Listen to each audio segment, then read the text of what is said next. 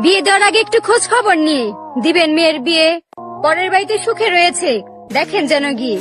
মেয়েকে তাড়াতাড়ি বিয়ে দেওয়ার জন্য উঠে লেগে পড়ে কিছু বাপ। তারা তো জানে না তাদের এই সিদ্ধান্ত মেয়ের জীবনে অভিশাপ। 18 বছর পরে ঘরে রাখতে চায় না, মেয়েকে মনে করে বোঝা। তাদের এই ব্যবহারের কারণ রয়েছে, আশেপাশে মানুষ দেয় খোঁচা। অন্যের কথা শুনে মেয়েকে শ্বশুর বাড়িতে করবেন না দান। গরিব ঘরে বিয়ে দেন, তবু যেন মেয়ে পায় একটু সম্মান। চায়ের দোকানে বসলে বাবাকে শুনতে হয় তোমার মেয়ে দেখি ভিডিও করে। এসব কাজ বাদ দিয়ে মেয়েকে বিয়ে দাও দেখে শুনে ভালো ঘরে।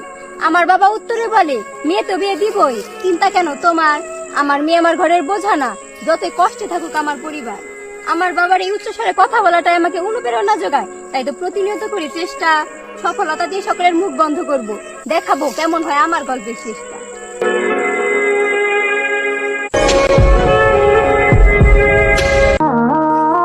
কেউ আমাকে কিছু বলবে আর আমি চুপচাপ সেটা মেনে নিব, এমন মেয়ে আমি না। বাবার কষ্টের টাকায় বড় হয়েছি, কারো কথা শোনার প্রশ্নই আসে না। আপনি যত চুপচাপ সবকিছু মেনে নিবেন, কিছু মানুষের কাছে ঠিক ততটাই অপমানিত হবেন। কারণ এই সমাজ আর সমাজের মানুষ কখনোই বদলাবে না, বদলাবেও না তাদের স্বভাব। তাই তাদের কথা শোনার কোনো দরকার নেই, মুখের উপরে দেওয়া উচিত জবাব।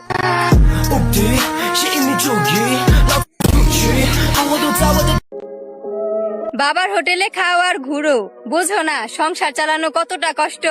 বাবার মুখের দিকে তো তাকাইও না, নিজের জীবনটাও করছো নষ্ট। সময় থাকতে সময়ের মূল্য দিও, করো না সময়ের অপচয়। এখন তো সময় আছে, এভাবে চলতে থাকলে নিশ্চিত হবে তোমার পরাজয়। আজকে বাবার হোটেলে রয়েছো দেখে বাবার টাকা উড়াচ্ছ, করছো না নিজে কামাই। একটা কথা মনে রেখো, টাকা ছাড়া হতে পারবে না কারো বাড়ির আদরের জামাই।